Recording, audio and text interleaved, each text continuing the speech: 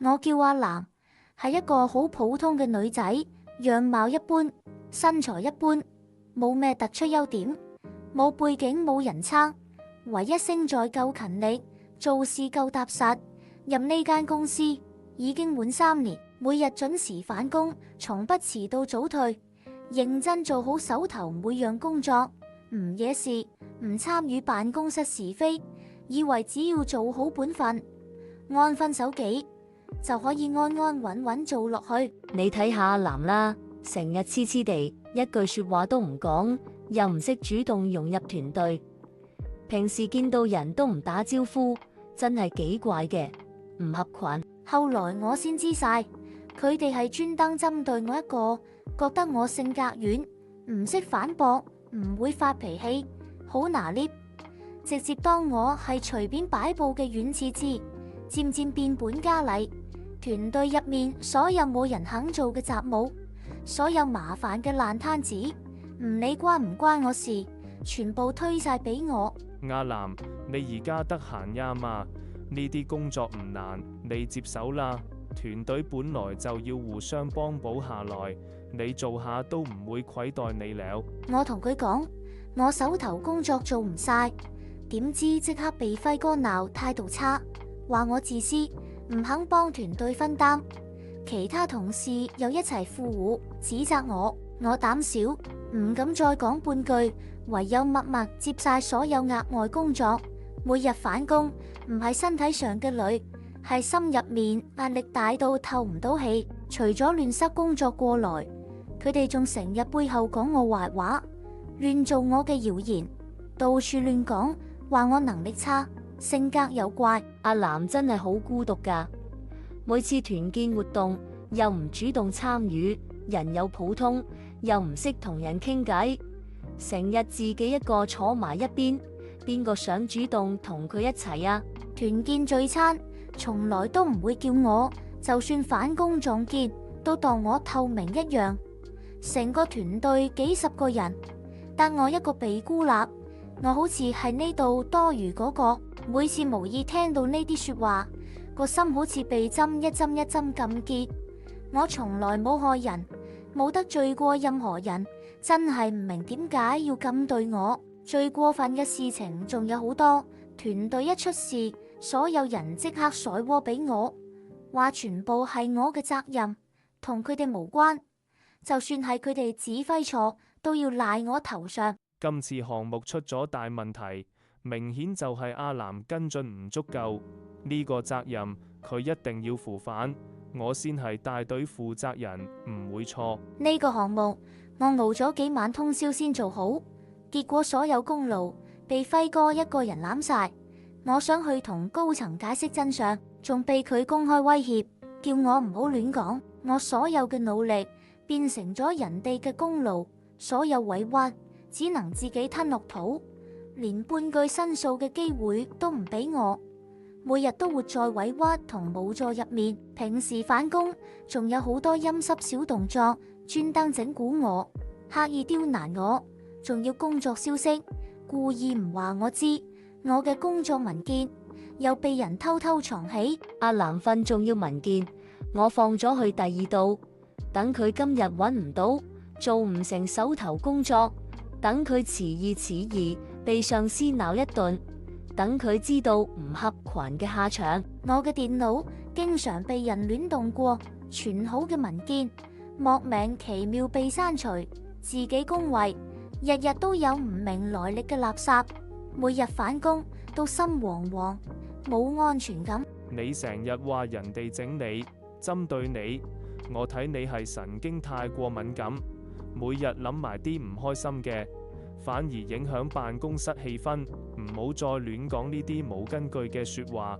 3年以嚟，我一直忍讓退讓，但佢哋嘅欺凌越來越狠，越來越過分，我終於頂唔順，忍唔住，所有委屈同壓力一下子爆晒棚。阿南，你聽我勸，唔好亂投訴啦。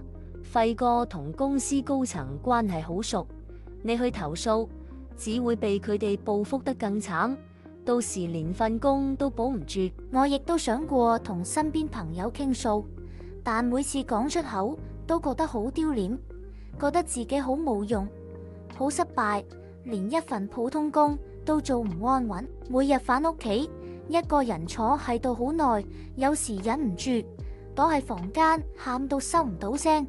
做工本來係為咗揾食養活自己，而家變成我每日都要面對嘅噩夢。我終於鼓起最大勇氣寫咗投訴信，將呢3年被欺凌嘅所有事情一字一句如實講俾人事部知，以為終於有人肯聽，肯為我做主。我哋問過團隊其他所有同事，大家都話係你平時態度唔好，可能你最近壓力太大，產生咗誤會。呢啲事情唔好亂講。我同所有同事都可以作證，係你自己唔合群，性格孤僻，成日黑面，鬧情緒，唔聽指揮。今次所有事情全部責任都在你。我企喺度聽住佢哋一齊講大話，個心徹底晒到入骨。原來呢個地方根本就冇公道可言，弱者只會被人欺負，被人食死。阿南，你仲敢偷偷去人事部告狀，真係越來越唔識做，膽越來越粗。以後你好自為之，唔好怪我唔留情面。以後大家都唔好同佢一齊講嘢，唔好同佢有任何來往，等佢自己一個人徹底孤立，等佢試下被人冷落嘅滋味。自從投訴之後，我開始嚴重失眠，每晚閂燈，睜眼到天光都瞓唔着，食唔落飯，成日頭暈心慌，手腳發軟，連專心做好一份工作都做唔到。我知自己就快精神崩潰，每日活得好痛苦，好煎熬，有時甚至會諗，不如永遠都唔好返工，永遠都唔想見到呢班人。我終於忍無可忍，一心想辭職。呢份工再繼續做落去，我一定會瘋，一定會撐不住。但原來我連走都走唔到，屋企經濟壓力好大，每月開支唔少，房租伙食樣樣都要使錢。呢份工雖然日日受氣，被人欺負，但起碼有穩定收入，夠養活自己。我亦都好驚，佢哋會亂講我壞話，到處做我謠，搞壞我嘅職場名聲，影響我以後出去揾其他工作。職場圈子其實好細，好易傳開，想走又走唔到，想留又日日痛苦。我好似困喺一個死局入面，進退兩難，完全冇選擇權，連決定自己去留嘅資格都冇。後來我徹底放棄，唔再反抗，唔再解釋，唔再同人爭辯，唔再對呢度抱有任何希望，每日埋頭做嘢，一句說話都唔講。阿南而家成個木獨咁，鬧佢，佢又唔出聲，唔反駁，叫佢做乜就乖乖做乜，一點反應都冇，真係好悶。長期嘅欺凌同折磨令我變得好麻木，以前受委屈仲會偷偷喊出來，而家只係機械式返工落班做嘢，似一個冇感情冇思想嘅機器。有時照鏡見到鏡入面嘅自己，我都唔認得，變得好陌生，眼神黯淡無光，滿面疲憊。職場欺凌磨滅晒我所有熱情同希望，長期捱夜加班，加上心理壓力太大，我身體終於撐不住，徹底垮咗。前幾日返工做到一半突然暈低，被同事送去醫院先醒過來。你呢個情況係過度勞損，身體機能下降，仲有嚴重抑鬱傾向，一定要辭掉工作，好好休息調理，千祈唔好再強撐，唔係後果好嚴重。阿南，團隊而家超級忙，人手唔夠，你快啲好返，即刻返嚟返工，唔可以成日請假，耽誤團隊進度。躺喺病床上面，我終於徹底明白，我3年嘅忍讓同堅持喺佢哋眼裏一文不值，只係當我係免費嘅廉價勞力。出院之後，我第一時間寫辭職信，今次我一啲都唔猶豫，唔會再退讓，就算前路再難再辛苦揾工，我都絕對唔會再留喺呢個地方。走就走啦，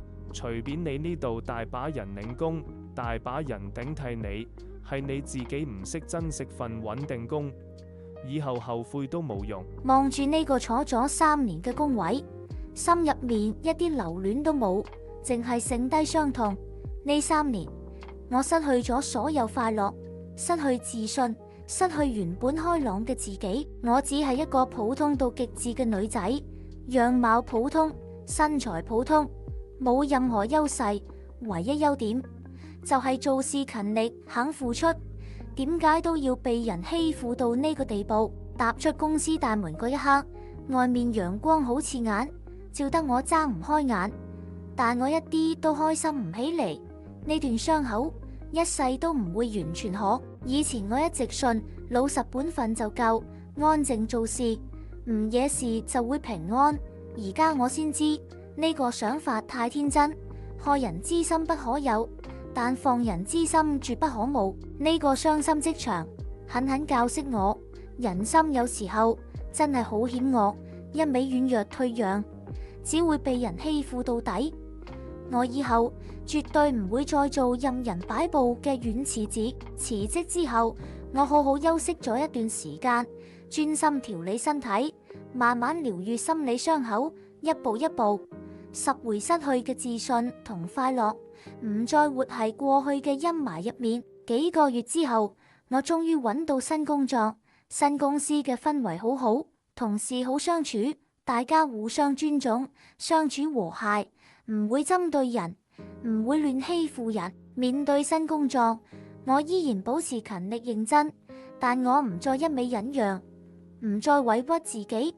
如果有人越界，故意針對我，我會直接反駁，唔會再吞聲忍氣。我做人嘅原則，唔主動惹是生非，但絕對唔怕事，唔會任人欺負。有人想亂推爛攤子過來，我會明確拒絕，唔會再默默承接不屬於自己嘅工作。工作上嘅功勞同成果，我會主動爭取，唔再退讓。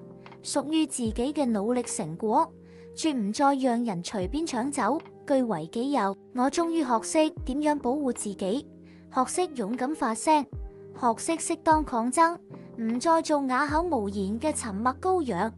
要活得有底氣、有尊嚴、有態度。過去嘅傷痛同委屈，我永遠唔會忘記，但亦都唔會再被呢啲回憶束縛。